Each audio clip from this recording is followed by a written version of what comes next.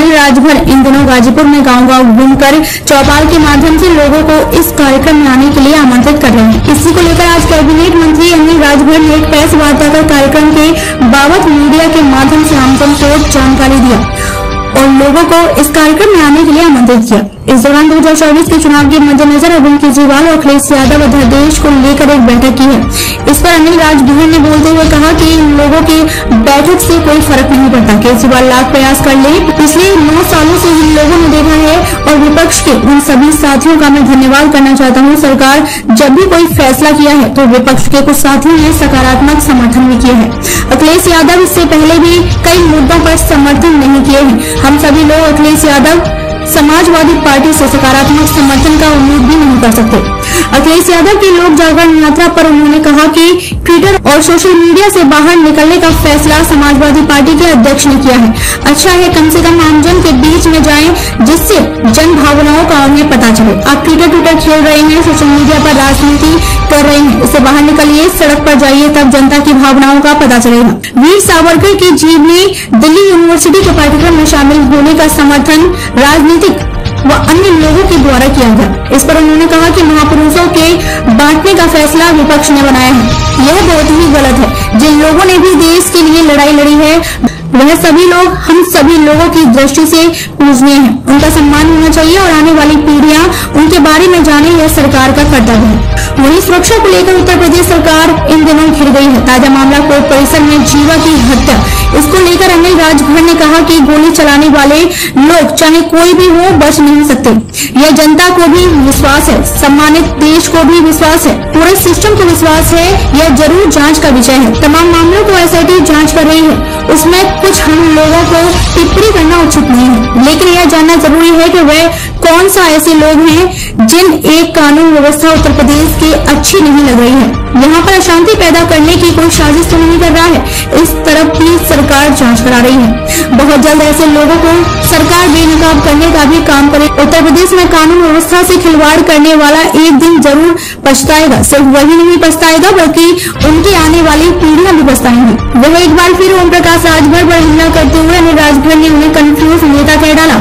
उनके पास फैसला लेने और करने की ताकत नहीं रह गई है। ऐसे में इस तरह के फैसले हमारे राष्ट्रीय नेतृत्व करता है। यदि राष्ट्रीय नेतृत्व ने कोई फैसला कर दिया तो हम उसका स्वागत करेंगे। गाजीपुर से प्रवीण जायसवाल की रिपोर्ट। ऐसे कहा है कि बीजेपी 2024 के चुनाव की तैयारियां कर रही है, तमाम कार्यक्रम कर रही है। एक तरफ विपक्ष के रूप में अरविंद केजरीवाल एक अध्यादेश के विरोध में विपक्षों का समर्थन बटोरने के लिए पहुंच रहे। पिछले दिनों भी अखिलेश यादव ने उनको समर्थन भी किया है, तो इसको लेकर क्या कहेंगे सर? जिस तरीके से आ रहा है कोई फर्क नहीं पड़ता।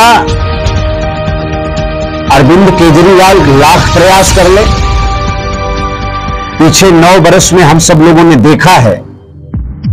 और मैं विपक्ष के उन साथियों का भी मैं स्वागत करना चाहता हूं कि सरकार ने जब कोई फैसला किया है एक सकारात्मक सोच के साथ हमारे कई विपक्ष के साथियों ने भी सरकार का समर्थन किया है।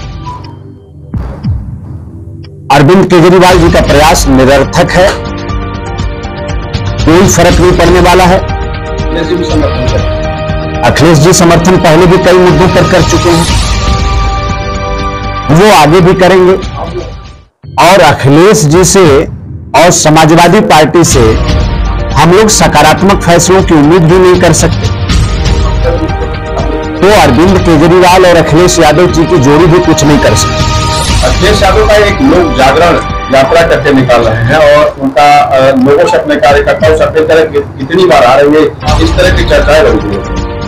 नहीं, वो करें, बहुत अच्छी बात है। कम से कम ट्विटर से और सोशल मीडिया से बाहर निकलने का फैसला अगर समाजवादी पार्टी के राष्ट्रीय अध्यक्ष ने किया है वो अच्छा है। जनता के बीच में जाएं, कम से कम जो सरकार काम कर रही है उसके बारे में उनको जानकारी मिलेगी और जनभावनाएं जो होती हैं कम से कम उसके बारे में उनको पता लगेगा।